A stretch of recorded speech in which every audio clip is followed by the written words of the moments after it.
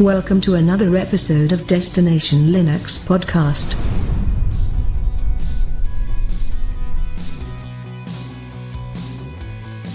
Welcome to episode 81 of Destination Linux. I'm Rocco. Back this week is Ryan, who has internet again. I have electricity and internet. You never realize how much you need those things until they're gone. And there's also Zeb, who had some tension with me with some of the outtakes last week. Are you okay, Zeb? Yeah. Let's just say I won't be wearing that dressing gown again. Dressing gown. Well, we used to think it was a Jedi outfit, but now we know it was a dressing gown. All right, so stick with us. We got a lot to cover this week. We have some Ubuntu security updates. We got Debian-based distros to cover. We got a lot of stuff to cover, and some gaming as usual. So stick with us. But first, we're going to start out with an email. We can skip it. No, I think this is one that we definitely need to cover, Ryan. 100%. So let's start out by saying this is from Andy. And Andy, thank you so much for your email. Don't like you, Andy. It is so appreciated that you would send this email to us. All right, so, hey, Destination Linux crew, I love the show, but one thing really troubles me. Greatly troubles me. Mm-hmm. Great. He did say greatly. I did leave that out. Ryan claims, in quotes, his car runs Linux, but I'm thinking he means that his car boots Linux. I refuse to believe these outrageous claims until I see a logo of some sort that Ryan has produced actually using Linux on his car. That's right. I'm calling bogus on this until Ryan offers proof positive that his car runs Linux by producing something with Inkscape or GIMP. Using his car. What do you got to say about that, Ryan? Well, obviously, Andy has slapped me with the proverbial white glove here, and I will not stand down to a challenge ever. He admits that he was skeptical. He even said that he was skeptical about my love for Linux because I use an iPhone to make calls. And he says Android in parentheses is as google-fied as it may be, is certainly closer to the Linux family. Not true. Not true at all. People love Linux because of privacy and for its security and everything opposite over there in Android. So good luck with that phone. So you're an iOS fanboy. Yeah, for phone, certainly. Seriously, though, thank you for the show each week. I don't miss an episode. And like Ryan, I also work in telecom. Welcome's the Relief Bender. So very funny, Andy, but I want to tell you something. Not only did I put proof out there on my YouTube channel that my Honda doesn't just boot Linux, but runs Linux, I gamed on Linux in my car and made a special wallpaper for Das Geek on my car while it's running in Linux on the middle console. So I proverbially slap you back, Andy. Psst. That was a Raspberry Pi, not your car. Hey, Zep, you're not supposed to help them. Why not? This is great. Thank you, Andy, for the email. That was awesome. Put a smile on our face.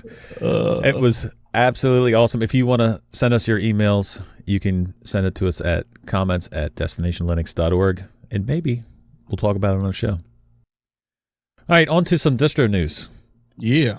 So, Canonical is very busy in fixing things and patching things, especially with the Spectre and Meltdown stuff. So they have put on July 2nd, they released a security update for the kernel. And they've also released another update now that was causing regressions, Ryan, for 64-bit machines to boot.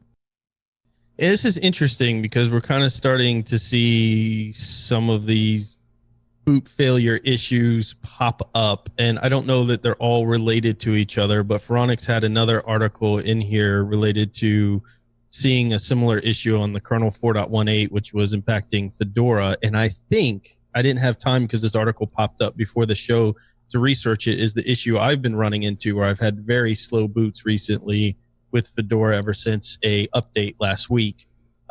Where it just was taking forever. But I think as they're trying to patch all of these security features, we're also having some issues that come up unexpectedly. So they're doing the right thing, right? They're fixing these security issues. But when you're doing so and you're getting that code in, it can have unexpected effects on people's machines. And that's kind of what we're seeing a little bit here.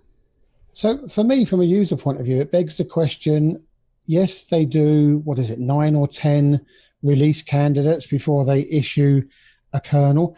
Are they trying to pump this stuff out too quick? Is there just now so much code in the kernel that it needs the end users to find some of these bugs? I don't know if it's an interesting question. I don't know if they're pumping it out too quick. They found 6 vulnerabilities and want to patch them immediately so that somebody doesn't have time to fix it. I think in doing so, I think this is really kind of showing you the impact that this Spectre and Meltdown and all of these things have had. Now you've got to, they find these major holes, they patch them, and then now they've got to go back and fix issues that get caused as a result that they didn't see. I don't know that you can't not push that type of security update out as soon as you kind of find it. Otherwise, once it kind of gets out there in public, that's when the opportunity for, say, a hacker or somebody to try to exploit it is going to be your highest. But I think that props to Canonical for keeping on top of the situation. They are constantly releasing updates to make sure that everybody has the latest updates to be safe, or as safe as you can be with this stuff, because obviously it's not going to go away, and we're going to continue to have flaws found because of it. So they're going to have to continually do these updates, and on top of releasing the 1804.1 LTS, you also have to realize they're also working on all of this stuff too. So I don't, without trying to be a Canonical fanboy, I think it's awesome to see how much effort they actually put into the Linux community. And sometimes it goes, they don't get thanked for that. Yeah, that's a good point. Yeah, because also, as another side to this, because this is on the security side of it, there was a lot of NVIDIA users having problems with their 4.15.24 kernel when it came out. And they really had to get a quick fix out on that. And they actually bypassed, I think, 25, 26, 27, 28 and went straight to 29. Because as you know, there's so many users out there on NVIDIA cards. So as well as doing all this security stuff, they're also doing the usability side of it. So yeah, big props to the guys over at Canonical. Yep. So this next article, though, it always brings a wry smile to my face now, because Debian-based slacks. Now, hang on a minute, it's not an oxymoron, but there's some sort of word that describes something that shouldn't be said, because isn't slacks Slackware? And I found it quite strange when Slacks dropped their Slackware base and went to Debian. But it looks like they've done quite an incredible job. I personally couldn't get it to boot off a USB, but then that's probably down to more to my skills than it is to the work that they've been doing. Because when you actually look into this, they've got a Debian-based system that you can run off of a USB drive, and you only have to have 128 megabytes of RAM. Did either of you guys get it to work at all? Well, I didn't personally play with this one, but what I found fascinating, what I loved about this announcement of their 9.5 release here, is they also announced the fact that they have an option to purchase a Kingston Data Traveler 2000 key card, USB key card, alphanumeric keypad that locks the drive with the word or number combination, full encryption on here. And what a great way, number one, to gain some financial support for their project, right? Something that's really cool. It's niche. I would love to have it on my key ring just because it looks cool, right? It's just the geek thing to show off. Like, oh, you got a regular, Lexar USB. That's cute. And then you pull out this thing and it's got buttons on it that you have to click to unlock it and full encryption. And you've got Linux on it. Now I carry Linux with me everywhere. So I already have, I think I have a Puppy Linux and I have a Fedora that I carry with me pretty much everywhere. And having this on my keyring, I think, is just going to give me some added geek points. What do you think, Rocco? Well, on top of that, I mean, there's a lot of people that are concerned about security that will use something like this. I know a couple people that will boot off of a USB just to do things like their banking. Yep. And this is just one added feature that, I'm assumed that you can get these keys anywhere as far as with the key pin pad. But I didn't really realize before today that they were out there. So this is something that's really good that you can add an extra layer of security. And I would assume this is like almost a competitor to Puppy Linux, where you just pretty much put it on your USB and you can boot to it. So this will benefit a lot of people that are concerned about making sure their credentials are not taken or stolen. So I think it's awesome. Yep. I agree. But the only thing that confuses me about it, I'm just looking at their website now, and I have to buy it in BTC. Is it going to convert to BTC for whatever payment method I choose, whether I use PayPal or Google Pay, or have I got to go and work out how to buy BTC and then send it? That's a really good question. It's been so long.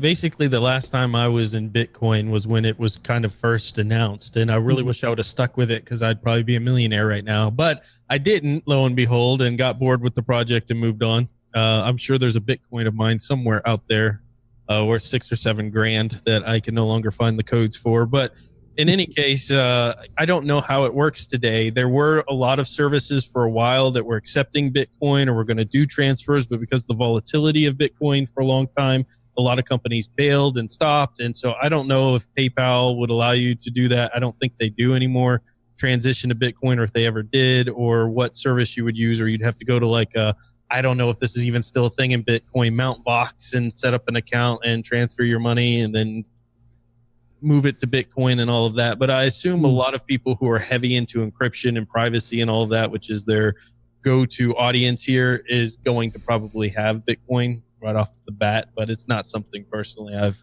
done a lot of work with. Now, if somebody wants to send us some Bitcoin so we can try this out. Just let us know.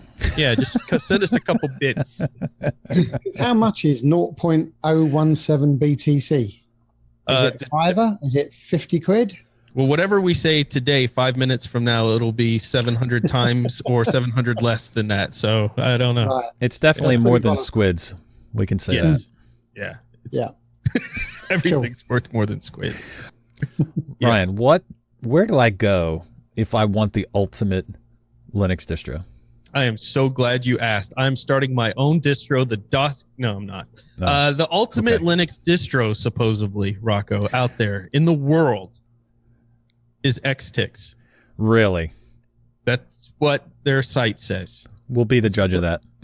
Yeah, so Xtix has released what it's saying is the ultimate Linux distro with version 18.7 based on Debian 9. So we're going to have a lot of Debian news, and I assume that's because Debian recently got a nice update there this week. You've got LXQT in here. You've got some nice applications. What do you think, Zeb? Did you get a try on this one, and do you feel that their claim of being the ultimate Linux distro is true? I don't like knocking on Xtix because when his distros worked for me, they were really, really good. And he had some very interesting ideas. But the last half a dozen that he's put out, it's the ultimate fail. Next. Sorry, it just doesn't work on my kit. And it's a shame because when I have had it running, it has been really, really good. Yeah. Well, I loaded it in a virtual box. I thought I had no prior knowledge of Xtix, really, and it loaded fine in a virtual box, but we know that's not a real life example, right? It's definitely, but it worked fine in that environment. I liked that it had all the media codecs and things installed by default. I like when these distros, when they're capable of removing additional work that I don't have to think about when I install them. Media codecs is one of those things that you don't even think about when you install a new distro until you go to play a video. And then you're like, oh, nothing's working. So I like that. The wallpaper of the car I wasn't a fan of. Honestly, when you first boot in, it's a wallpaper of a car. And to me, that just seems like, did I just boot into a 14-year-old's laptop? Like, I just don't like a car. Don't sugarcoat it, Ryan. Tell us how you really feel. I don't like the car thing. Like, I would like something that was maybe designed by the community or something like that instead, because I think that gives distros more personality than a standard kind of stock image of something. But with that said, the LXQT layout he had, I thought was extremely usable and user-friendly. The Calamares installer was fantastic. I like that he's running a Debian-based distro on one of the latest kernels, a later kernel than normal at 4.18. So you're going to get a lot of additional support for someone who wants to run Debian, but maybe has later hardware, or using specialty hardware where their hardware is only supported in a later kernel. So I think it's cool work there. I don't know that I would personally go and run it, but I see the appeal for people who do like it. Mm-hmm. Yep. There's a lot of things that came with this. One, it has a lot of different features that are not in other places, like persistence on the USB. Firefox has replaced Chrome. Decisions that maybe not for everybody, but some people are going to enjoy this, and that's, I think, what it's for. It's not for the masses to have. You know what I mean? Right. I don't think that, in my personal opinion, I don't think a distro, or I would run a distro with one guy being the sole developer of it, just because that's a lot to take on for one person. And you always have that in the back of your mind. Is this person going to, not do it anymore? And am I going to be using this distro and then have to switch later on? So it's always a risk you take when one person's doing it. But I think there's a lot of nice features in it, although I'm not going to be running it. Right. That's a really good point. That can be that has gone into many decisions of whether I'm going to stick with a certain distro I'm playing with, of how much of a community involvement, going and looking out at the forum, seeing how many people are involved in it, whether I would do it, because I don't want to get invested in something that breaks and it takes 72 hours to get a response on it. Not saying that's the case with Xtix at all, but that would be something that I would consider when looking at a distro. Am I going to have the ability to get support on it? Mm-hmm. Well, for some comfort for those people who are out there using it, Xtix, I think he goes by the name of Xton, has been around for a good 7 or 8 years, and in Linux terms, that's quite a long time for a one-man band. Yeah, there you go. So he's hanging in there.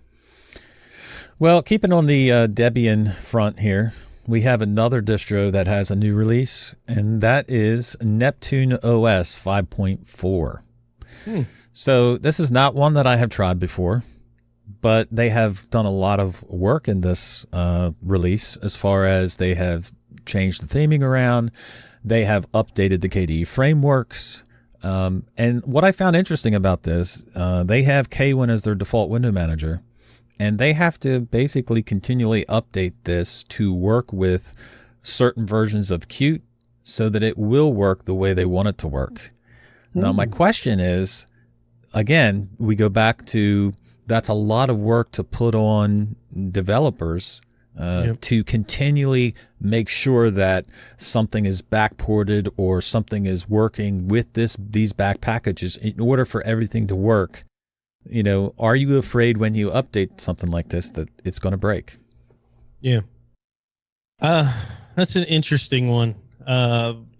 Is anybody here, because I was not familiar with Neptune, had any experience or heard of Neptune? Has it been around for a while? Is it a distro that has a long history? Yeah.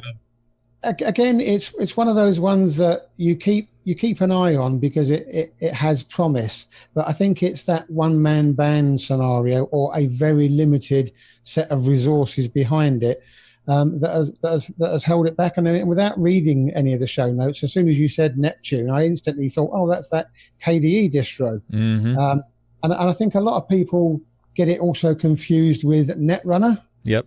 Which is another KDE distro. So, KDE and Plasma is gaining a lot of ground, and it's definitely worth a look.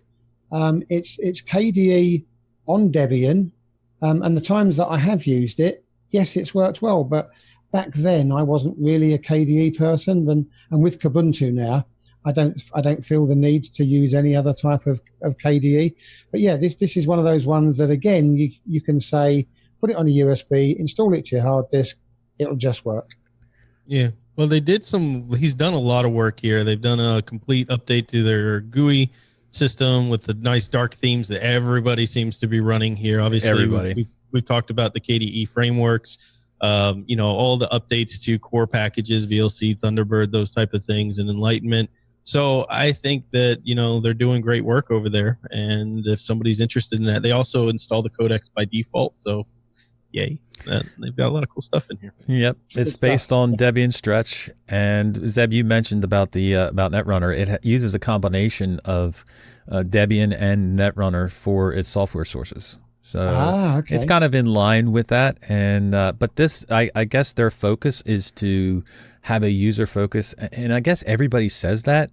But the software that they install and the things that they do is, I guess, what they consider to be the best user experience. So that will be obviously up to the users that try it. But that's what their goal is. Yeah. Nice. I think it's really cool to see all these Debian distros now because, Debian doesn't get updated that often. So I don't think I've been in the news in Linux when a new Debian kind of launched out there. And so now all of these Debian distros, kind of like when Ubuntu did their recent update, are now popping up that we all get to learn about and play with.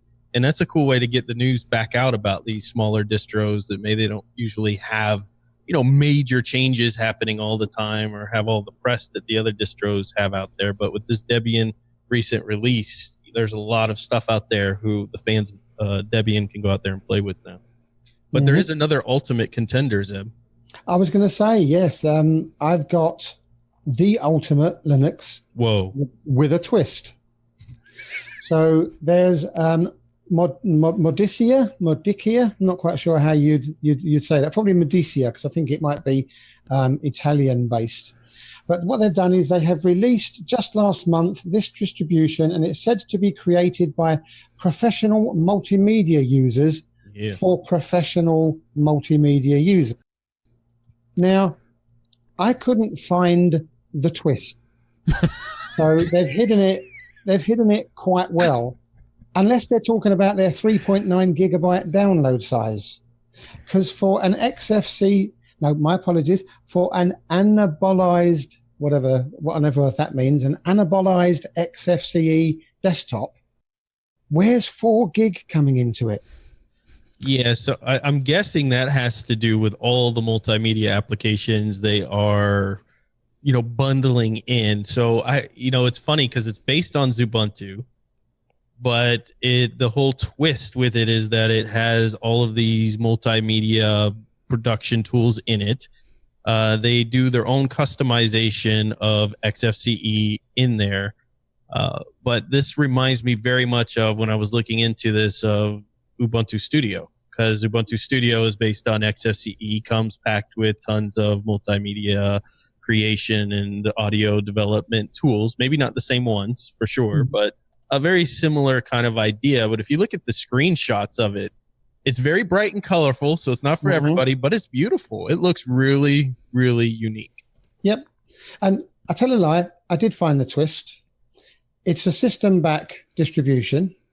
It is their first one, and they've obviously forgot to take out a couple of things because I think the default language was still the default language of the developer. So I had to go back in and change both the language and the regional settings to the UK once it had installed. It had ZRAM installed by default. So again, maybe the developer's working on a slightly lesser machine. So that's something else that I had to take out. And all of the window decorations are on the left of the screen, and I could find no way to turn them exactly where they should be, Zeb. Exactly. So, and this, bear in mind, this is their first distribution. So as distribution goes, I guess you could take the time to make it work the way you would like to. But when you've got Ubuntu as a good base as well, why would you bother? Yeah, but so I think they're taking the XFCE or the XFCE parts of it, but they're also, and I think that's also part of the twist, where their launcher, when you hit the meta key, is a GNOME-like, a GNOME-like launcher.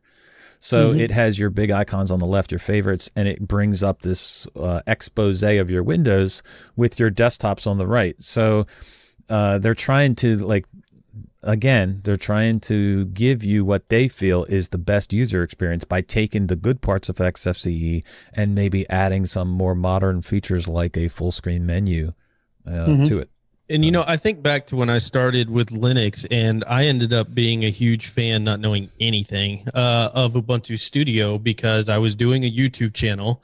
I didn't know what third-party apps and tools to utilize to develop videos and all of those things in Linux. And Ubuntu Studio came packed with all of that. And so I could learn the names of the various programs that were out there.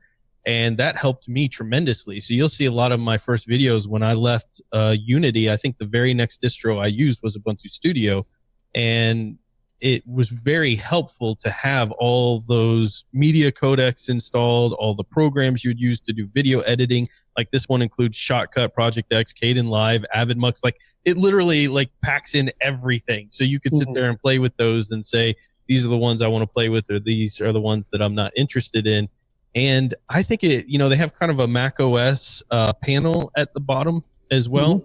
So yeah, I think this is a really interesting thing, because there's even developers that we've had of major distributions saying they don't do their audio production and things in Linux.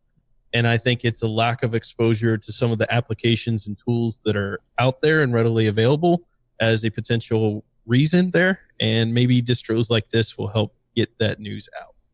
So one to watch then. Keep an eye on it. There you go. But here's one to watch that I remember privately sending you guys message on that you've got to check this out. And that's Lubuntu. You guys, I got a secret ISO from Simon, I guess, what was it? Maybe 2 months ago now, Rocco? Yeah. Something like that.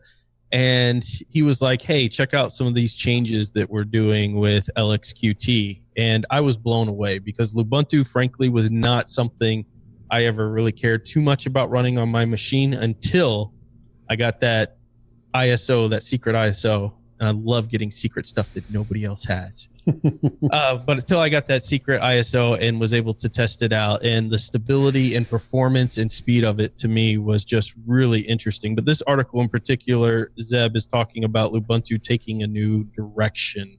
So what do you think? For me, it's slightly sad, because Lubuntu has always been the base by which Peppermint has been built.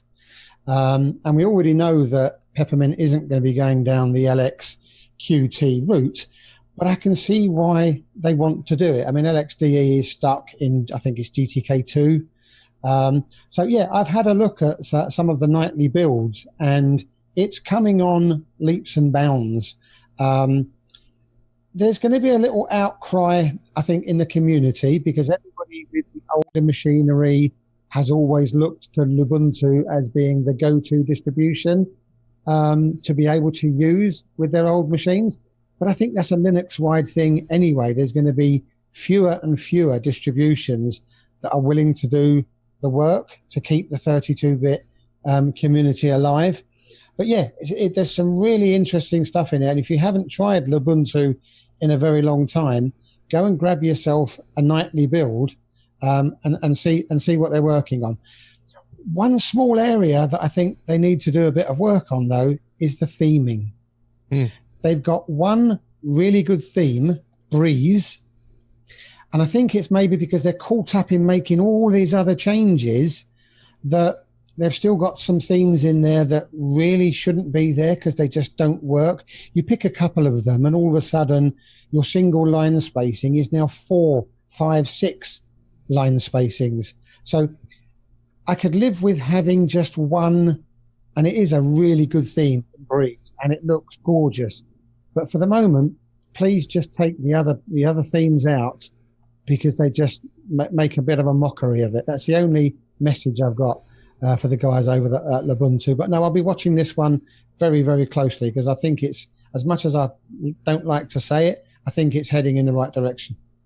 There you go. Rocco, what were your take on the blog that they put out there? Kind of an outreach to the community, which I love seeing. To explain, here's what's going on. Don't freak out. Here's kind of our new mode of where we're going. So whether you agree with it or not, They're being transparent, and I think that's really important. What was your thought on it? Well, one, the blog itself is a refreshing thing to see, like you said, because you have other desktop environments that aren't the best at communicating. And I think to be out front of this and to explain what their goal is, whether you agree or don't agree, they're explaining their goal and what they're trying to accomplish by this. But before I say what I think about it, in his absence, our good friend Michael, Tux Digital, put a Reddit post out there about his thoughts on it. And basically his thoughts on it are the LXQT has had a ton of progress over the years and has a lot of potential to be both powerful and light while at the same time not limiting itself. So LXDE is technically still being maintained, but it's not the kind of development needed to base a mainstream distro on. So they're left with a choice, basically. Do they want to adapt to the times and stay relevant, or do they want their main focus to be on staying the same and older hardware? So that's a hard decision, and I don't know. Like, I guess depending on your base, it's gonna be a hard decision, and you're gonna have people upset regardless. You're gonna have people leave it if they don't adapt, and you're gonna have people leave it if they do adapt because they wanted the old way. So I think they're in a tough position, but I think they're making the right decision by adapting, and that's my personal take on it after Michael's comments. It's interesting you say that, because of reading our comments on our live chat here, and a lot of people are shouting out other distros that are lighter than Lubuntu. That's what I'm saying. A lot of this is lighter than Lubuntu. This is lighter than Lubuntu. So I think that is an interesting thing, because they mentioned that in the blog, that back when they started, there wasn't a lot of light distro options out there. Right. Now you have tons of light distros that have kind of taken that mantle. They want to take it into a different direction. That doesn't mean they're not going to remain a light experience overall, but they don't want that to be their primary focus, is being able to run on old hardware or being a light distro. They want that functionality piece in there as well. Ultimately, and again, I don't have a lot of stake or time invested in Lubuntu, but for me as an outsider just looking in, I think this is probably a good decision for this team. They do great work. The one thing I'm not a fan of with Lubuntu still, and Simon knows this, is its menu. I'm just not a fan of the menu. Outside of that, everything else in that distro, especially with the nightly build and test ISOs that I had, I ran it for weeks on my laptop because I just enjoyed it so much, even though it wasn't ready for prime time at that moment, because it was super snappy and functionable for the workflow. So there you go. And what's interesting is that article, as Rocco said, is it's a nice change for the Linux community or the Linux developers to come out and chat to their users. And it brings us on to a very, very interesting story that Paul from our Telegram group found. And it's an article about launching a paid application on Linux. Now, when you read through this, you get to see some of the negativity that is sometimes still prevalent in the Linux community, but then you get that shining star. And what I mean is, here's a company who tried to put out a product that would help people work with Exchange and Office 365.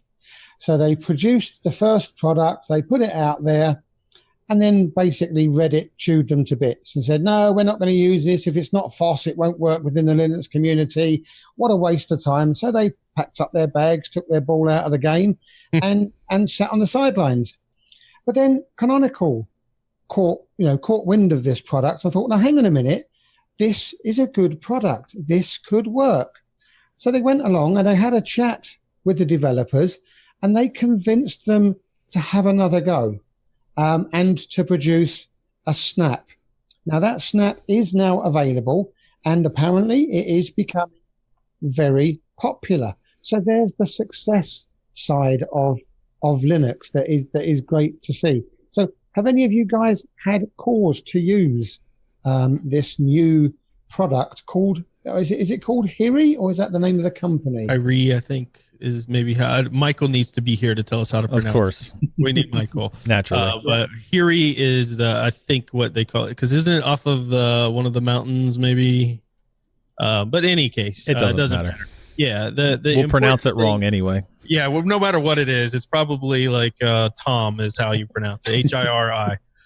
Knowing things in Linux. But in any case, this is basically one of those tools that I think are very important for the community, because it allows people who want to use Linux, but maybe their work uses an Exchange server, Office 365. They want an easy setup. They don't want to have to go through all of these workarounds and things to get stuff set up. They just want to download an email client and be able to interact with it. And they've created this, and it's become quite popular. But what I think is the most fascinating part of this is Canonical stepping out, saying, hey, we want this product, and bringing the company back to the table to say, how can we bring this in there? But Rocco, the findings from the developer, I thought the conclusions they made after a year now of being on Linux were incredible. Okay, so again, we talk about Canonical reaching out and helping. And these are the things they do behind the scenes, and that's why I said not to sound like a Canonical fanboy. But these are the things that people don't see, and you may not care about an Office 365 mail client, but here is a really nice email client. It's just, obviously it only works with of certain accounts. But the findings that the conclusions that they came to was, and something that we talk about a lot, Ryan, which is, I do believe you can make a living out of selling software to Linux users alone. Now, that's the big question for companies, developers, game developers, everything. Can you make money on a Linux variant? So they also go on to say that most of our paid Linux users are a result of word of mouth, and this is not the case for Windows and Mac. So really interesting. It's unbelievable, or I should say, it's not unbelievable to me or you or Zeb, because we see it, but it's unbelievable to people who aren't familiar with the Linux world to actually, oh, really? People will actually pay for software?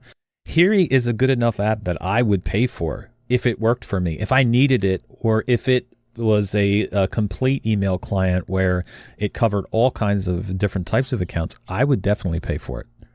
Yep, absolutely. I think in some interesting things in here is he said pricing wise, we haven't noticed anything that distinguishes Linux users from everyone else. So I know when I came into Linux, people were saying, oh, Linux people refuse to pay for anything. They're cheap, they're this, they're that. But this clearly proves otherwise, that we are capable of spending money when there's something there that can fill a niche. And they do say, unfortunately, the fundamentalist FOSS mentality we encountered on Reddit is still alive. So what they're referencing here, we didn't really cover this part well, is before Canonical got involved, when they were going to announce their product out to the world, they went on Reddit. That was your first mistake. Well, that's a bad place to go for opinion. And our Linux has a combination of has a large portion of particularly toxic individuals with a very toxic mindset in some cases. There are great people on there, but there's a lot of toxicity. So they were on our Linux. They announce it, and of course, people start throwing out there, it's FOSS. If it's not FOSS, I'll never use it. Sure, if you make it free, blah, blah, blah, you're not going to go anywhere. So they got discouraged and left. So if you think your comments don't matter to a developer, if you think your comments don't matter to a podcast, if you think your comments don't matter to a YouTuber, all of this stuff is proof that it does. I wouldn't have stayed with Linux if it wasn't for people like Rocco coming into my channel, encouraging me back when I started. This person would have left if Canonical hadn't come into and said, hey, come back to the table. These comments that you leave that you think sometimes people think are funny, trolling, and those type of things can be devastating to a community. We could miss out on really good applications. Yep. But Zeb, they also gave some tips for developers to do or to look out for. So, yeah. What this whole article leads to is you're not alone. There is this organization out there called Canonical. So engage with them. Yeah. They are approachable. They give some super helpful insight into the Linux community, and they will teach you some things that you might not have the skill set for to get your product to the marketplace. Listen to them, let them lead the way, and if you're really sincere in wanting to get your product out to more users, then they'll show you the path. Now, one of the things that they also go on to say is that it's not an easy task, because they have to realize that it is a smaller base that they're working to. It's not that which they're used to. So there's different programming tips and strategies that they have to take. But once again, that's where Canonical will come along and help you. They'll give you that skill set. They'll give you that guidance. They'll give you that one-to-one, let's sit down, talk about your product and how we can make this viable. And that rang throughout the whole article, that they wouldn't have been there without Canonical. I think the greatest line in here is Linux is a community. The word will spread. And I think that's where people who are not part of the Linux community are surprised sometimes, even though there are places like Reddit there are toxic people. But overall, I think the community is getting better, and word will spread. Well, I think people are calling out the trolls. I think people are sick of dealing with them, and there are more people not with that mentality that are overwhelming those individuals. So that kind of group is slowly getting muted, which thankful to companies like Canonical and things with big pull to do that. But I also want to mention for people who are pure FOSS individuals that companies often are dabbling in these things and do not understand them on the onset, or how they can make money off of FOSS or these type of things initially. However, just like in this article, they're starting to open themselves up to allow users to contribute to their code, and they're offering free licenses to people who offer big contributions or help translate. So they're starting, just by them, by the support that's happened within Linux, they're starting to embrace some of those open ideals, and it could eventually get more and more open or be more in line with some of the ideals that certain people have. So don't just count something off because you're like, oh, I only use FOSS. Well, great. You have that option, but don't put something down because they don't initially start off their offering in that form of fashion, because there's a lot of cool things once they learn about the community that will happen naturally. Yep. Mm-hmm. So talking about cool things here, Rocco, how about me and you right now pull a chicken and go order us a Dell XPS Developer Edition, because their Developer Edition now comes with Ubuntu 18.04. The laptop has just dropped. And look, I don't know about you, but I'm dying to drop another 1400 right now. No, I'm not dying to drop another 1400, but I would love to have an XPS from Dell right now, because now I don't have one personally, but everything that I have read, talked to people, and this is just anecdotal, whatever you said, that it's just from people that I've talked to, but that is the major selling point for a Dell, is the fact that it is just, the quality of it is awesome. So Zeb, is this something you would buy? Unfortunately not, because I just prefer a bigger screen. I'm not worried about whether it weighs 3 pound 1 ounces or 15 pound 1 ounce, as long as it does the work. And having worked with a 4K monitor, I would end up like Mr. Magoo if I had a 13-inch screen with 3,840 pixels. Mr. Magoo. And you'd have the thing up in front of you trying to work out what was on the screen. So I can understand why people like them. And if you're a developer and you're running around all over the place to different conferences, then yes, it is an awesome piece of kit. And the XPS Developer Edition, I think they've taken a couple of extra steps in making it appeal to the user who like the MacBook. But hey, even if I wanted to buy it, it's not available in Europe yet. Not yet, but it's coming soon. But this we had System 76 on, and I talked about all the things I have to have in a laptop. Mm-hmm. And frankly, a lot of those things, the old Macs, not the new ones, hit on. The old MacBook Pros with the aluminum frame, glass trackpad, beautiful retina screen, small form factor that's light and portable, a backlit keyboard, those things that I look for if I'm going to get a laptop that frankly in the old MacBook Pros, all of those features are there. I say old because the old ones had USB ports. Mm-hmm. The new ones have dongles. So in any case, that's why I think the Dell XPS 13 here is such an amazing offering. And I got a chance, Pete at the South East Linux Fest had a Dell with an Infinity Edge screen. Mm-hmm. And I didn't think I would care about this at all. Like, who cares if it's got a border around it or whatnot? Let me tell you, I was wrong. That Infinity Edge screen is gorgeous. It just adds this kind of, depth into what you're looking at and working on without having that border constantly in your eyesight. And so this comes with that Infinity Edge. Dell has pumped up their quality here on this. They didn't just take some, junk laptop and throw Linux on it and go, there, yeah, we got a Linux laptop. And and I think that's because apparently they worked very closely with Ubuntu team on this in developing it with Canonical, which is awesome. Again, I guess we do sound like, I guess the title of this episode is going to be Canonical Fanboys, right? Yeah, I think it's going to have to be. But it just so happens that's what was in the news, that Canonical and Dell certified this laptop and worked together to produce it for developers. And look, if I had the extra money like Chicken has to drop on a laptop, this is what I'd be picking up. And isn't the XPS the one that Linus uses?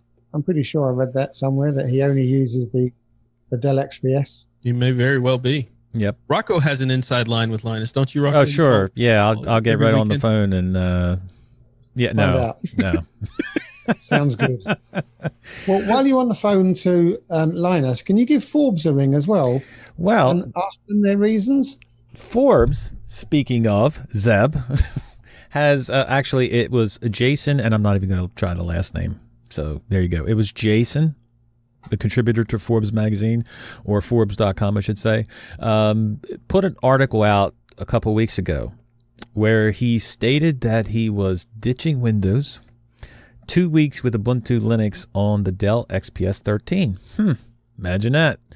Well, he's put another article out that is called 5 Reasons You Should Switch from Windows to Linux Right Now. So he talks about this whole journey of switching over, and it wasn't all smooth, Ryan. No. Some of these things that happened to him were he had issues with, and dare I say he had issues with Linux Mint installing. So when he went to install Linux Mint, there was no hard drive shown to him to install it. And there was something that you had said a long time ago, Ryan, that Ubuntu is the go-to. When something doesn't work, you try Ubuntu, and it's the one you go to, and it works. And that's exactly what he found, that Ubuntu was the go-to distro. He's using it now. And let's talk about the 5 reasons why he feels you should switch to Linux right now. And I have to agree to him. So first reason, Ryan. Linux gets out of your way. No annoying Cortana pop-ups. I loved that. That just cracked me up. Or Clippy. He should have added Clippy in there. Or pre-installed crapware. Let me tell you something. I was talking on my channel that I had completely removed Windows partition off my machine, and I did. And then, of course, I got this new NVMe drive. I was having issues with it. You can go look at those issues that I was having. And so what did I do? I dropped Windows, put it on one of the partitions to see what the speed results would be in Windows, to see if it's a drive issue or it's a Linux issue or what was going on. The end result, though, is when I first booted into it and got it set up, I've got all these Candy Crushers and Saga Candy and Pinwheel games all pre-installed. And I'm like, what is this crap? Then Cortana pops up and it's like, hey, you want to use me? I'm like, no, go away. And then these notifications are going off on the side. And I'm like, what is going on? This is the experience that Windows is now, is like getting a new phone that you bought with all of this bloatware sitting on top of it the second you boot it up. And it's just complete junkware. So I cracked up on that one when I read it. Zeb, what was the second reason he gave here? He rightly points out, and I think this is the biggest turnoff that people have, is the misconception that you've got to spend your whole life in the terminal. And that's not true. So you're not a slave to the terminal anymore, meaning you don't have to use it like you did in the old days. So your main reason for being worried about Linux has gone out the window. And I remember watching a YouTuber once who talked about spending, I think, 2 weeks with Solus, and he never touched the terminal once. Wow. So it's just, you don't have to be scared about it anymore. Yep. Number 3 is installing software is even easier. So he goes on to talk about how people think, and again, going back to the terminal, people think, they have this perception that Linux is extremely hard. And yet, if you look at the comparison from installing software on Linux to installing software on Windows, where you have to physically go to each individual website and find EXEs, find the, what you need, instead of going to just a software center, basically, that is curated and, for the most part, safe to use, is an amazing experience. I'm sorry. It just hands down is way better than a Windows experience. And that includes the fact that sometimes you might have to add a PPA for a specific piece of software, or, and Snaps is even kind of doing away with that for the most part. So that, I think, is like an awesome reason. On Windows, most of your viruses that people get, because I have to clean a lot of viruses off of friends' computers that haven't converted to Linux yet, is because they go to try to find some software. They go to some site. They click on the wrong site link. It looks legitimate. They download the exe file, and then they get spoofware and all this other stuff. But I want to add on to that. A lot of times it is legitimate software, a legitimate driver of things, and they're clicking through the boxes and forget to uncheck the box that says, do you also want to install McAfee, like anybody ever does?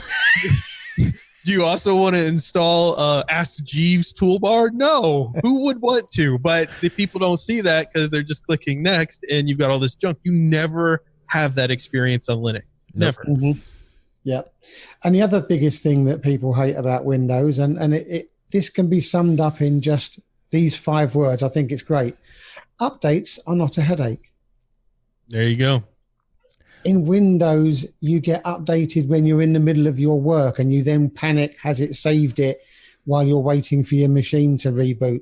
In Windows, you can't afford to reboot your machine if it's playing up and you've got an update pending, because that update might take you 40 minutes, and yet the seminar you're at has only got another 30 minutes to go. So yeah, stick with Linux. I just want to paint that picture because I thought that was such a beautiful thing you said there. I want to paint that picture more vividly. So let's say we're doing this podcast and something messes up with the audio, which happens in Windows or whatnot. And I'm like, okay, Rocco, I'm going to be right back. And I click restart, and in Linux, I'm right back in. But in Windows, forced update, now I got to sit there and wait for 20 minutes while it's ticking away to update before I can get back to get into my show. Or if you're in a business meeting or anything else, this stuff happens like on live calls in major companies, even where we have somebody just disappears from the call because a forced update came through. Just ridiculous stuff like that. So, but even speaking to that, Ryan, we were giving Matt Dark one a hard time yesterday for Discord issues that he couldn't get his sound working, and we, he left Discord and he came back on like within, I don't know, 30 seconds to a minute. And I said, oh, he had to reboot into Windows. And then it was like, oh, no, he didn't, because he wouldn't be back that soon.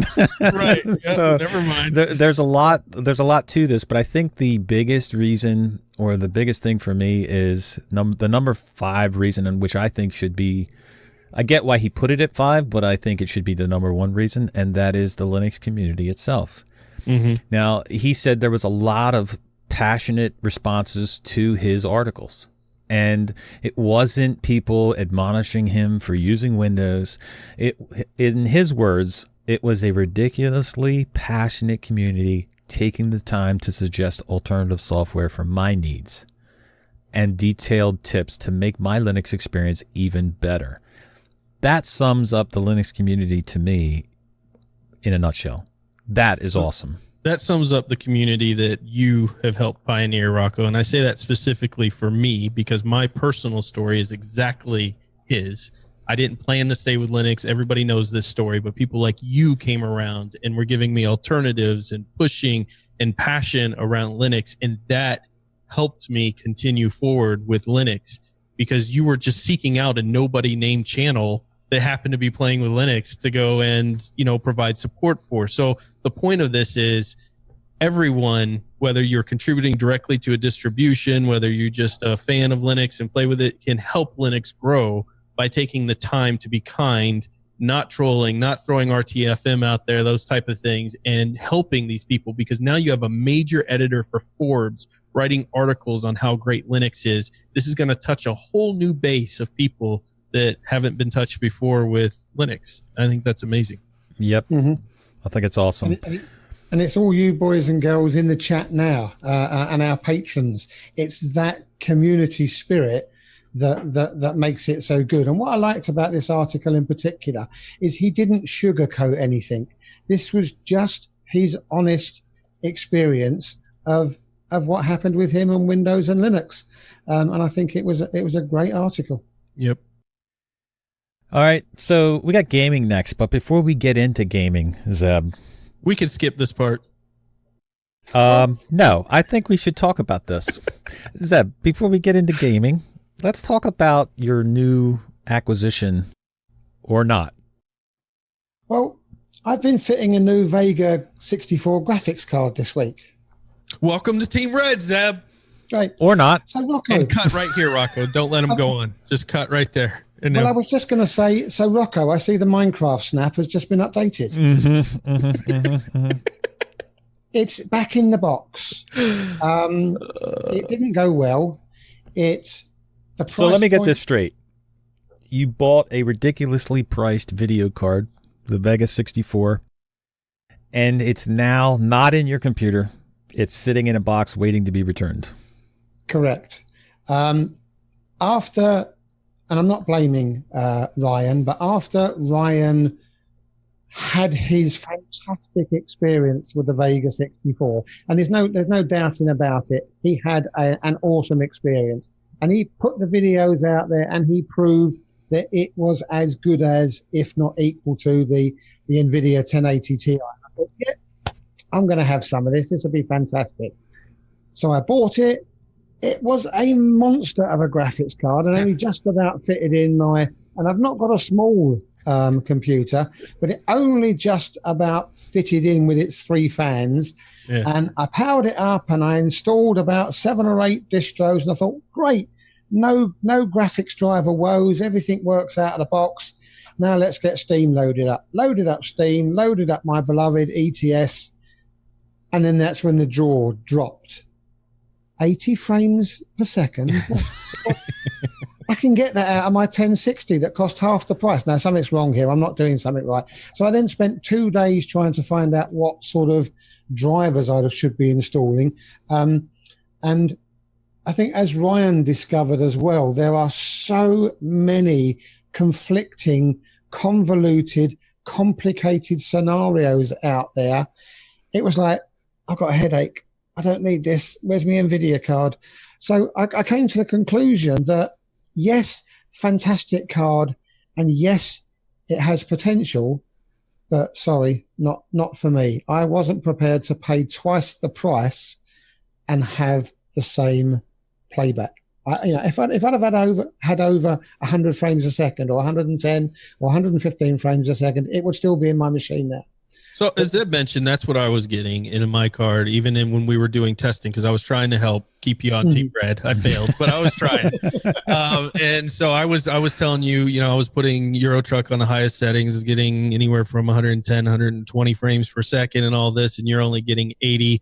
You did get a different card than me. It had some oddity things that I think the jury's still out on what they were supposed to do, but not really important. Just showing, though, that one thing you did enjoy out of it, and I agree that Amd drivers are a little bit of a mess right now. Technically, people are going to tell you, which is what I bought off on too, which is true. You plug in the card, you open the distro, you start running, you don't install anything, and you get some good performance. But if you want to start using things like OpenCL, well, then you've got to use the AMD GPU Pro driver, and that doesn't have the latest updates that the Mesa driver has. Then you've got AMD Vulkan, then you've got RAD-V Vulkan, and trying to get it's like they're in a transition period a little bit, and it can be a little confusing. But you did enjoy being able to boot any distro and instantly be able to use it. Absolutely. Cool. Yeah. Yeah. So welcome back to Team Green, Zeb. But good news is Chicken has gone Team Red. Oh my and gosh. he has got the same card I have. So it will be interesting to see Chicken's take on it, since it will be a different perspective. Last night on Biddle, he put it through Amazon and bought a Vega 64 and is having it shipped overnight. This guy is now extreme purchasing. Yes. Yeah, he's extreme purchaser. Yep. I just want him to hire me. Whatever he does, I want to be in on it. Well, on his one of his favorite games, actually, Minecraft. So Minecraft is not my kind of game, and to be honest with you, I never realized that Minecraft was a paid game. Yeah. So that's just me not looking into it enough. But yes, it is a paid game. But the reason we're bringing up Minecraft is because there was an update to it, but more importantly, Martin Wimpress has snapped up the new launcher for Minecraft. So now you get a new fancy launcher that is super easy to install through a snap. Ryan, what do you think? I think it's awesome. And my son loves Minecraft. This is he's 5, his favorite game to play on his laptop. He plays it on his Raspbian desktop now, version of on his laptop, and it runs beautifully on a very low powered laptop. He was so excited because Wimpy reached out to me, and unfortunately this was during my power outage, reached out and said, hey, can you help us with some testing on this Minecraft snap? So I invite my son down, and because this has all the newest launchers and updates and things that are available in it, and I wish I could have captured the moment, because when he saw Minecraft boot up on my big beast screen and it was the latest version, the same version people have on Windows and all that, he was just like so pumped and excited. And so it was fun to test for a couple of reasons. One, anytime I can get involved in helping anything they're doing over there, Yep. of course I would love to. But number 2, it just happened to be something my son was very passionate about, and so cool that you can install it so simply on a snap now. Well, just to be clear, this, obviously Minecraft has been available as a snap, but this is the new fancy launcher that makes it look nice. Right. So, yeah. So on to the next game, and we've gone from one blocky game. Oh, sorry, am I supposed to not use that word? no, you can definitely use that. Now we've got a paragraph here. We've got to be aware that initially Ryan writes us the guidance notes, and then we go in and we make them our own. Okay, so Polygod doesn't have the AAA graphics that Zeb would appreciate, but they're far from bad. There you go. Far from bad. We need to get you some English lessons, Ryan, because if this is not bad, I don't know what is. There's a game, and I can understand the interest behind it, and it's fantastic. And you've got all of these floating, appearing platform type scenarios, and it's meant to be a first-person shooter. Mm-hmm. But when I shoot a ray gun at somebody, I just don't expect to see a red round circle heading at them. What's ray gun-ish about a red circle on the screen? I mean, seriously? And then they want you to pay, oh, hang on, 9 cents. No, I'll buy that. Hang on, no, $9. Sorry, it's your weird site. $9. And it says they provide some interesting enemies and boss battles. Uh-huh. How can you tell the difference? It's all just triangles and squares and... It's not that bad, Zeb. This is okay, so it's not AAA graphics. Wait, can we stop here for a triple Z second? Can we stop graphics. here for a second? If the best thing you have is it's not that bad, really? Okay, go ahead. Look, these type of games tend to have a lot of endearing qualities about them when you get in and start playing them. This has a very brutal difficulty. It's co-op, so you can play it with friends. I know Rocco and Zeb are going to buy this, and we're all going to play it together, and it will replace our ballistic overkill sessions for sure. You get new weapon customizations that you can hook up there. And yes, most of those weapon customizations shoot just a yellow ball, but you still know that you customized them, Zeb, and that's okay. So it's not for everybody, but it looks kind of fun. You mean people buy these games? Well, we'll find out. It is $9. It's early access, so maybe they plan to add on additional shaders and things. And we'll so the last question I have for you, Ryan, is this whole early access thing. Do you think this is like the newest way to go for every game? Because it seems like every game that comes out now is early access, and it can be like a double-edged sword where sometimes it's so early access that you turn people off, and sometimes it allows the community to help, where I will mention another game, Battalion 1944, which is a Windows-only game. But what was that? Anyway, it's a game that had early access, and if you bought it early on, it looked like a regular FPS game. Recently, they've had an update to it that completely changed the way it looked and the way it feels. And it actually feels like a AAA title now. Nice. So my question is, do you feel that's the way to go, where you have an early access and you'll lose some people because they'll try it and won't like it? So my brother develops games, and one of the games he developed, he put out as early access. And part of the reason when you're a small, like single developer or a couple developers, you would want to do early access, and why we see it a lot is because you don't have 1,600 machines to run tests on to determine the bugs and things that people are going to run out on. And people generally are a tad more forgiving, not always, because like you said, now it's kind of being overused everywhere.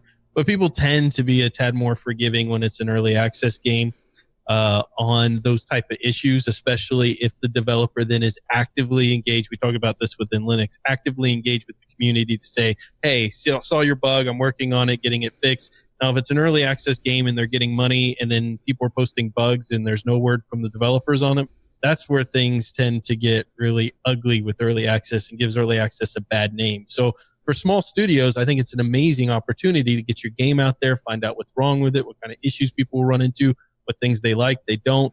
The problem is when it gets kind of abused, and that has made people a little shy away from early access in a lot of categories. Yep. All right. So that's it for the gaming news. On to our last topic of the day. And this is a topic that is not easy to talk about, but it's something that we need to talk about. And that is that this will be my last Destination Linux appearance. Life has come at me fast, and there is a lot of things that I need to take care of. And I no longer have there's a lot of time put into Destination Linux. There's at least 4 days out of the week where all of my free time is spent preparing, creating, or doing something for the show. And I no longer have that 4 days available for the week. So this will be my last Destination Linux appearance. But I will say that, Ryan, when me and Rob started the show, and Rob decided that, obviously time for him was slowly going away. We were looking for a new host, and you came on, and you were such a huge help, to the point where if you wouldn't have came on when you did and helped out as much as you did, the show would have ended then. And I really appreciate that. You took over ownership of a lot of things and took a lot of weight off of me. And like I said, I really appreciate that. And I appreciate the dynamics that you brought to the show. Thank you. Zeb, you helped us even before you were appearing on Destination Linux. You helped us so much with producing behind the scenes and taking care of things that we just physically couldn't take care of at the time. So I really appreciate you doing that. I really appreciate the user experience that you bring to the show. That's a dynamic that I think is sorely needed in podcasts and shows where you have real users talking about things rather than technical developers. But I also will say that Michael has brought some technical advice to the show that none of us could bring. None of us have that technical knowledge, and he has brought that to the show. And I want to thank him for taking the time to help us with the show along with his. I mean, he runs his own show and still takes the time to help here on Destination Linux. So with that said, I'm not leaving the community. Like, I'm not going anywhere. I'm still going to be around. I'm just going to need a lot more free time to do things. So again, thank you all, everybody in the community. I appreciate all of the kind words that you've said and done over the years that we've been doing the podcast. And it has been over a year. It's been almost 2 years now since we've been doing the podcast. And you guys are going to continue on, right? Yeah, we're going to continue on, but obviously there's going to be a transition period here for us to figure out everything and how the new show and format is going to be. And I don't expect major, changes other than we've got to sit down and figure this out. I've been letting this soak in during the show. It's been marinating the fact that the person who really not only helped me stay in Linux when I first started, which I mentioned earlier in the show, but also a person who I view as a good friend, personal friend of mine, Rocco. You leaving this show is going to leave a major gap, obviously, that won't be filled, can't be filled. And you gave me the opportunity to come on the show when I'd only been in Linux at that time, probably for a year and a half. I wasn't an expert. I wasn't the leading person that probably you should have picked, but you did, because you have this incredible ability of kindness and want to bring excitement around Linux. And you've done so much for the Linux community through this podcast. And we're always going to be watching everything you do from Biddle and participating, seeing you participate in the communities, and hopefully telling us when we screw up and I'm over here instead of being in the middle of the frame, because your perfectionism is going to be missed the most. But you're an awesome human being. You're an awesome person. Thank you for all the opportunities you've given me. And while all of our fans, I want them to know the show is going to continue. Obviously, it will be not the same without Rocco. And I just want to add to those sentiments. It won't be the same without you. You bring a certain calmness, a certain maturity, a certain knowledge and understanding, and you always find the goodness in people. So you deserve that goodness in your own life now. Yep. Well, I appreciate it. I appreciate you guys, all of you, everybody that's in the community, Brian, Zeb, Michael, and everybody in the community. I really appreciate it, because it's been an awesome time, and I love doing Destination Linux. I just am not able to anymore. So, gee, that was a terrible way to end the show. But it's not ended yet. The show is not ending. So it's just an ending for this show. All right. Anybody got anything else?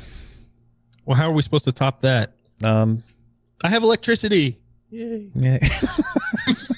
Maybe we'll do some Bach live streaming to help curve it out somewhere. That would be cool. All right. But other than that, keep your comments coming. Send them in, please, to comments@destinationlinux.org. You can make comments in our Telegram group, in Discord, Mumble, our website server, which is destinationlinux.org, because it is those comments that give us inspirations for parts of the show. You tell us what you do like, you tell us what you don't like, and we do our best then to bring you that mix. So it is important that you keep communicating with us. Yep. I think that's the most important part. Right now, we need the community more than ever to help make sure we're doing things right, that we're on the right track with, changes that will occur in the show. As we make those decisions, we'll bring patrons in and make sure that, if we need to change something or something's not going right, you let us know, because you guys are the ones that keep the show alive. Without the listeners and people participating and the patrons, then the show can't continue. So we really will be looking for your feedback and support throughout this transition. Yep. And don't forget about the Steam community group that Shambles created. That's something that you can connect with everybody regardless of whether you talk about Linux or not. We even have Windows users in there, Ryan. Uh-oh. Well, we're going to change that real quick. That's the first change coming to DL. That's right. Oh. But other than that, that'll be it for us. That'll wrap it up. So everybody have a great week. And remember, the journey itself is just as important as the destination. Thanks, everyone. Bye now. Thank you for listening to another episode of Destination Linux Podcast.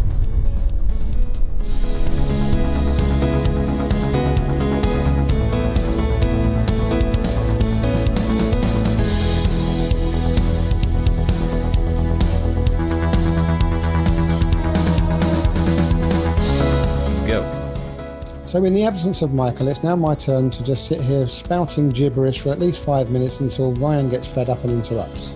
That's it. I've had enough of it. You are not one with the Force. You've turned to the dark side, Zeb. Really? That's all you got, Ryan? That's all I got. Okay. Are we observing a moment of silence for something?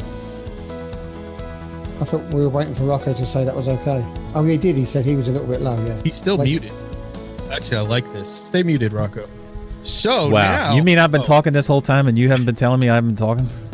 I didn't notice the difference. Wow. Totally, dude. Man. Man, I'm on fire today. Woo! I don't have to take this. Yes, you do. So why have we not been seeing you in Ballistic Overkill? I haven't seen your name come across the screen killing me. Yes, I asked that question when your volume's low because I don't want to hear the answer. Can you hear me now? Yeah, there we go. All right. Yeah, well, I was just going to ask, are you going to quit Ballistic Overkill? Oh, no. I haven't seen you for a while. Oh, no. I mean, you haven't killed me enough. Wendy has a great website on photography that you should check out, Ryan. Oh, wow. Oh, nice. Let me see it. What is it? wendyhillphoto.com. There's actually quite a few good photographers in the Destination Linux group. Yep. Nice. Some awesome images in there. Yep, John and Acid and there's one other. John, Acid, and somebody else. All have websites and good photos. Oh my gosh, you use Linux for all these pictures? I do. All of it's edited on Linux. So awesome. I love it. I love it. I love seeing professional work in Linux here. That is so important. Look, I was looking through those photos and I was getting hungry. I'm hungry right now because a cake popped up and I haven't eaten lunch. And I'm like, really? That is a food photographer's dream. If you look at our pictures and get hungry, that's the best compliment ever. Yeah. That means it's a successful picture, yeah. Absolutely. Yeah. And I'm definitely on the outside, you know, especially in dealing with my professional photography groups. They're all doing stuff in Adobe, and I have to figure out how to do it differently in Linux. What are you using instead of Adobe? So Darktable is what I convert from raw in, do basic editing, and then everything else is done in GIMP. Nice. So focus stacking and I multiple thought GIMP was inferior to Photoshop. That's what I was just thinking, Rocco. If Michael was here, he would go on for an hour to tell you why GIMP is superior. Well, and my workflow started in GIMP, so it's nothing that I had to transition to, and I think that makes a big difference. There's no way you're getting a mentor off Adobe products. Wow. And I think that's part of it with Michael. It's laziness, partly laziness. He doesn't want to learn something new. Man, you leave and just start busting on him. Bust on him every week, dude. It's easy. He's like, oh, come on. I just don't want to go. We are really depressed, all of us. Like, I don't think we've ever had a serious after show ever until now. I mean, what do you guys want to go on to next? Talking about funeral homes and how... I mean, let's go back to photography. You always hear like these big boomy voices because they've got, you know, and then when you see these radio hosts live, you're like, you're all 3 foot. How does that happen? Right. You know, like they just look completely different than you expect. Michael is 6'5", right? So I'm 188 centimeters. No, I don't think he's 6'5". 6'4"? Yeah. Michael's 6'4". Yeah, I would say probably 6'4", So you can 6'3", add 6'4". another 5 centimeters. He slouches, so it's hard to tell. Right. But he is tall. He's a tall dude. Like some people were messing with us from the Windows community, and I threw him in front of us and said, "Fight him." Good job. It helped. So that's 6'4" natural, 6'6" with the hair. There you go. Right? Yeah, that hair definitely adds some height to him for sure. And then when you put his heels in on top, well, then we're not going to go there because that's only on a Thursday. You wouldn't imagine his grooming steps that he has to take. It's about 2.5 to 3 hour ordeal to get those hairs perfect. You know, the perm that he has to go through. He's got a special perm machine. Then he, no, this is all true. I'm not making this up. Then he has special products that he puts in. Then he has a final oil glaze and then a sheen glaze on top of that. And then a hair color shampoo. Well, that's beforehand, but he has a special hair color keeper shampoo. And then he finally sprays all of that down. And then he puts tin foil into his hair to hold each individual piece while that dries. So that's honestly a part of his routine, but I didn't write it all down. And how long does yours take? None, because I have no hair. I'm completely bald still. There you go. No, you got this. Yeah. Oh, yeah. Well, this beautiful beard. Well, he could here, do but that on the go with the beard comb. that grows majestically on its own. Well, of course it does. Well, the only good news is that we determined before when we found this news out about Rocco, leaving, is that he now has a little bit more time to do some videos, and you're going to do a whole series on dusting on your channel. Mm-hmm. Yeah, sure. We're very excited about that, Rocco. Does that mean I don't get to join the Zoom chat? You don't get to join anything. You're pretty Do much. I have to as become soon a as we end patron? Here, I'm banning you in every room. Banned from Beatles. Do I have to become a patron to join the Zoom chat? You have to become a patron. Did you notice though, Ryan, that he didn't give us control, so we can't blank him off yet? Yeah, but the second it happens, wow, gone. No, don't blank him off. Shoot him slightly off screen. Don't do that. I'd rather be banned. He would rather be banned. How long could we leave him in the waiting room for? Wow. Oh my gosh, I'm gonna leave him in there for a really long time until he begs and pleads. You know, Wow. I am going to make this painful, Rocco. Mm-hmm. You're a friend and a dear friend to me, but I will punish you for this. Yeah, you were making pay. Yeah. Well, I've got to go do real life now, and we've got to go figure out some stuff for the show eventually this week. But Rocco, thank you for everything, man. Mm-hmm. Yeah, thank you guys for everything, because it's the people right here, including the people that aren't on video, that make everything the way it is. So I appreciate every one of you.